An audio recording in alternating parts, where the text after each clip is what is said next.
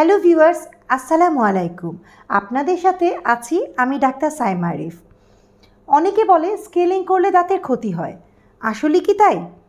আসুন আজকে কথা না বলে দেখিয়ে দেই স্কেলিং করলে দাঁতের ক্ষতি হয় নাকি উপকার হয়।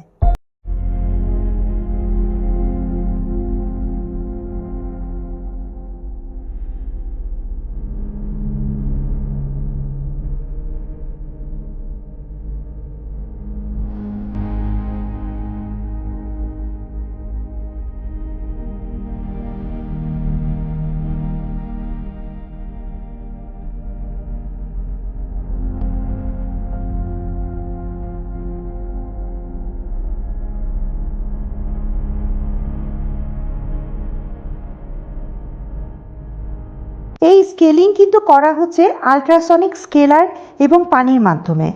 আপনারা নিশ্চয়ই দেখতে পাচ্ছেন ওনার দাঁতে কি পরিমাণ স্টেন। তাহলে আপনারা নিশ্চয়ই বুঝতে পারছেন এগুলো পরিষ্কার করা কতটা জরুরি।